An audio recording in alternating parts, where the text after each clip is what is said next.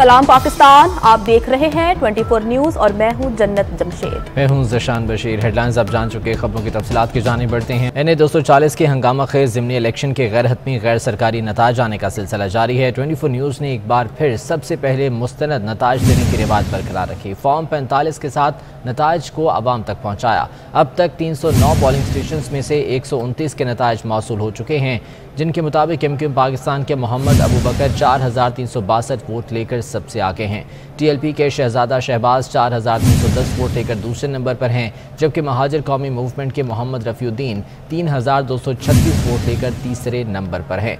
NA 240 का हंगामा खेज ज़िमनी election और नताज आने का सिलसिला जारी है। 24 न्यूज़ ने सबसे पहले नताज देने की रिवाज बरकरार रखी। अब तक के मौसूल होने वाले नताज के मुताबिक MQM पाकिस्तान के उम्मीदवार मोहम्मद अबू बकर को यहाँ पर बढ़तरी हासिल है, जो कि 4362 वोट लेकर सबसे आगे हैं। TLP के शहजादा शहबाज ने अब तक 4310 वोट हासिल किए हैं और वो दूसरे नंबर पर हैं, जबकि महाजिर कौमी मूवमेंट के मोहम्मद रफ़ीउद्दीन अब तक 3236 वोट हासिल कर सके हैं और वो तीसरे नंबर पर हैं।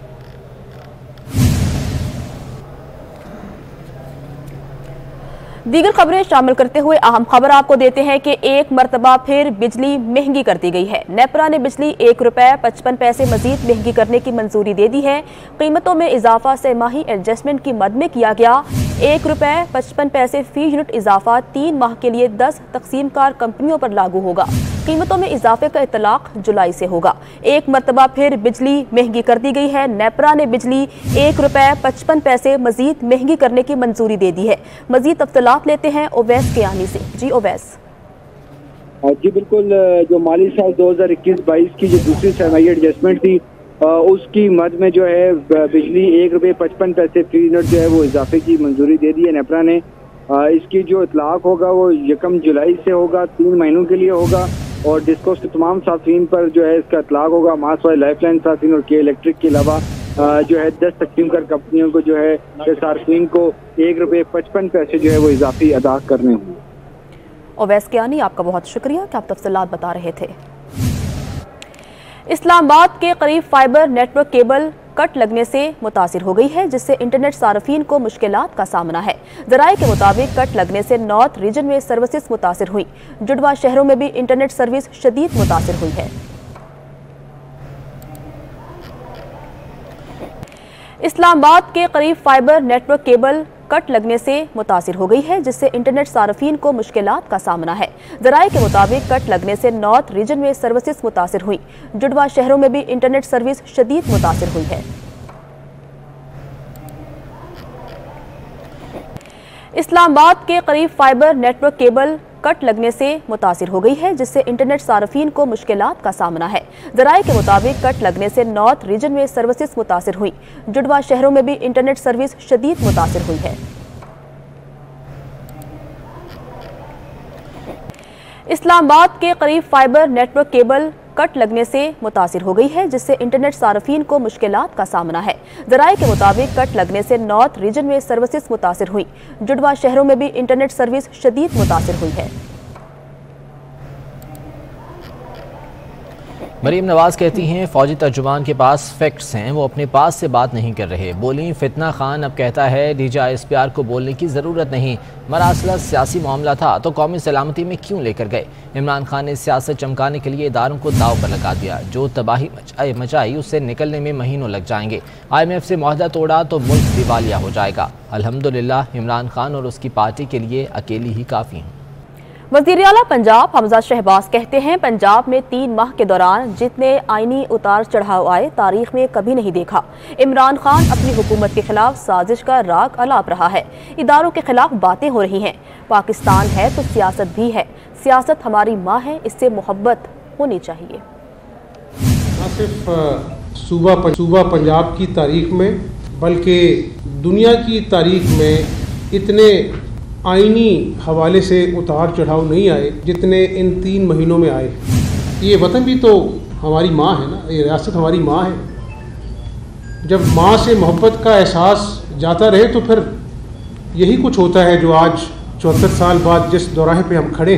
इदारों ने जो है वो मेरे ख़िलाफ़ साजिश की, मेरी हुकूमत के ख़िलाफ़ साजिश की। ये राग वो मतवातर अलापता जा रहा है। मैं एक कारकुन हूँ और हमेशा मुझे एक सियासी कारकुन, उससे पहले मैं पाकिस्तानियत है तो फिर सियासत भी है, और फिर मैं सियासी कारकुन कहलाने में भी फख्र महसूस करूँगा। लेकिन पहले मेरा रिश्ता मेरे मुल्क पाकिस्तान से। वज़ीर ख़ारजा बिलावल भुट्टो का कहना है कि हमारे चीन के साथ बहुत मजबूत ताल्लुकात हैं। CPEC से ख़त्ते में तरक्की की नई राहें खुलेंगी। पाकिस्तान अमेरिका और चीन के सिफारती ताल्लुकात के क़याम में किरदार अदा कर चुका है। अभी भी पाकिस्तान आलमी ताकतों के माबैन पुल का किरदार अदा कर सकता है। ऐसे फैसले करना होंगे जिससे मईशत बेहतर हो। भारत में इस्लामोफोबिया की मुहिम ख़तरनाक हद को छूने लगी है। BJP रहनुमाओं के बयानात ने भारत में तशद्दुद को हवा दी। Rethink about where we stand in the world today and where we would like to see ourselves in the next 10 years, in the next 20 years, in the next 50 years, in the next 100 years. Pakistan do anything to mitigate, avert or play its part, rather than increasing conflict, increasing tensions, but actually to reduce tensions, to play a bridge, to play a role, to enhance engagement. I believe we have in the past and we can do so again. If it is in the context of our relationship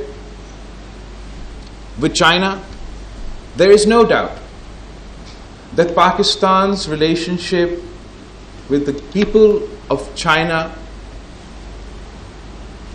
will continue to grow from strength to strength. We are committed to our economic engagement. We've achieved quite a lot through the China-Pakistan economic corridor, and there's much more for us to unlock as far as our economic potential is concerned. The Islamophobic remarks of officials, and all of that creates an environment in which engagement is very difficult for Pakistan, if not.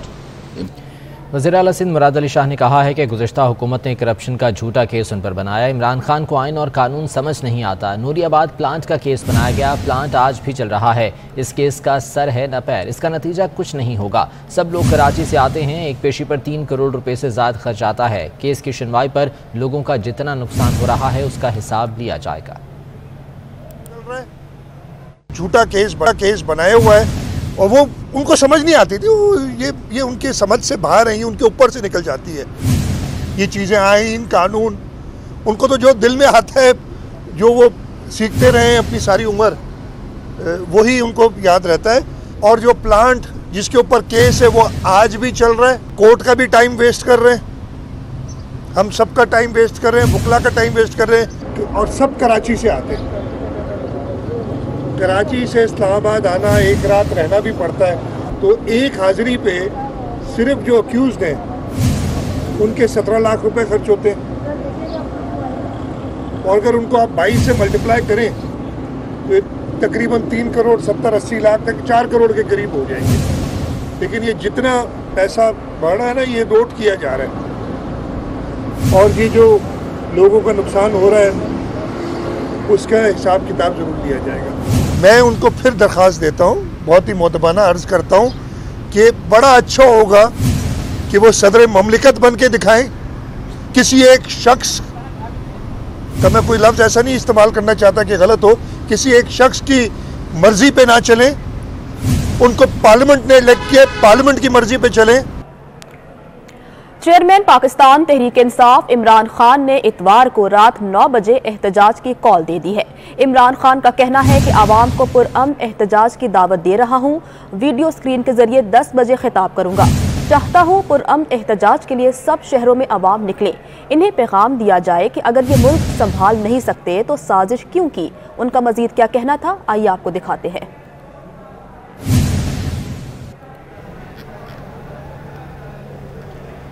Imran Khan को इस्लामाबाद बार से खिताब करना महंगा पड़ गया। Bar council के member Aleem Abbasi ने सवालात उठा दिए। गवर्नर ने कानून का जिस तरह इस्तेमाल किया उसका जवाब दें। स्पीकर और डिप्टी स्पीकर ने कानून पर किस तरह अमल ना होने दिया, इसका जवाब दें। अलीम अब्बासी ने मजीद कहा कि तहरीक में एतमाद आइन के मुताबिक थी और तरीक़ाकार भी आइनी था। सवाल किया कि आपके इक़दामात से मईशत तबाह नहीं हुई।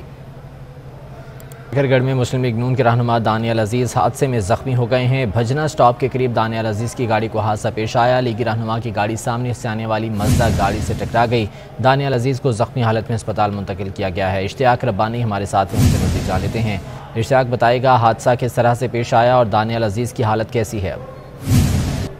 जी बिल्कुल, ये पाकिस्तान मुस्लिम लीग नून के रहनुमा दानियाल अजीज आज अपने हफ्ता जो इलाके में इस्लामाबाद से आ रहे थे तो भजना स्टॉप नारवा रोड पर भजना स्टॉप के करीब सामने से मज़दा गाड़ी का टायर पड़ने की वजह से उनसे टकरा गए और गाड़ी को हादसा पेश आया, जिसके नतीजे में इनके जिस्म पर मुख्तलिफ हिस्सों पर जख्म भी आए हैं। ताहम इनका जो बाजू है वो भी फ्रैक्चर हुआ है। दानियाल अजीज की जो इस वक्त हालत है वो खतरे से बाहर बताई जा रही है, जिससे फौरी तौर पर रेस्क्यू ने नारोवाल ट्रामा सेंटर में उन्हें शिफ्ट कर दिया गया, जहां पर तिब्बी इमदाद दी जा रही है। इसके साथ इनके ड्राइवर जो मौजूद थे वो भी जख्मी हुए हैं, जिनके बारे में बताया जा रहा है कि उनकी हालत इंतहाई तशवीशनाक है। ताहम उन्हें इस वक्त ट्रीटमेंट रब्बानी, बहुत शुक्रिया अपडेट करने के लिए। वज़ीर ख़ारजा बिलावल भुट्टो ज़रदारी से सऊदी अरब के सफ़ीर नवाफ बिन सईदुल मालिकी ने मुलाकात की, जिसमें बाहमी दिलचस्पी की उमूर समेत अहम मामलात पर तफसीली तबादला ख्याल किया गया। मुलाकात में तिजारत और सरमायाकारी के हवाले से दो तरफ़ा इक़्तिसादी ताउन बढ़ाने पर भी इत्तफ़ाक़ हुआ। वज़ीर ख़ारजा बिलावल भुट्टो ज़रदारी से सऊदी सफ़ीर की मुलाकात हुई है, जिसमें दो तरफ़ा तिजारती मामलात और दीगर अहम उमूर पर बातचीत की गई, जबकि ताल्लुकात बढ़ाने के हवाले से भी तबादला ख्याल हुआ। साबिक विफाकी वजीर मोनस इलाही मनी लॉन्ड्रिंग केस में FIA में पेश हुए तफ्तीशी टीम ने पूछताछ की। शरीक मुल्जिमान चपड़ासी नवाज भट्टी और मजहर अब्बास का 4 रोज़ा जिस्मानी रिमांड मंजूर कर लिया गया। मुल्जिम वाजिद भट्टी की 22 जून तक अबूरी जमानत हुई। उस्मान बुज़ार का हेलीकॉप्टर में घूमने का शौक कौम को 45 करोड़ में पड़ा। जहाज़ और हेलीकॉप्टर में 5,10,265 लीटर पेट्रोल इस्तेमाल हुआ। वसीम अकरम प्लस ने जहाज़ पर 420 और हेलीकॉप्टर पर 321 बार सफ़र किया। अपने दौरे हुकूमत में वो 755 घंटे फ़ज़ा में रहे। दुआ ज़हरा अपनी मर्जी से पंजाब गई, अगवा का जुर्म साबित नहीं हुआ, निकाह लाहौर में पढ़ाया गया। सिंध चाइल्ड मैरिज एक्ट का इतलाक भी नहीं होता। गिरफ्तार मुल्जिम असगर और गुलाम मुस्तफ़ा बेगुनाह पाए गए। दुआ अगवा केस का चालान कराची की अदालत में पेश कर दिया गया। अदालत ने पुलिस चालान पर फरीकैन से दलाल तलब कर लिए, जबकि निमरा मुबैना अगवा केस में भी अहम पेशरफ सामने आई है। पेट्रोलियम मसनूआत की कीमतों में इजाफे के आफ्टर शॉक्स। बसों में सफर मजीद महंगा हो गया। गुड्स ट्रांसपोर्टर्स ने भी किराए बढ़ा दिए हैं।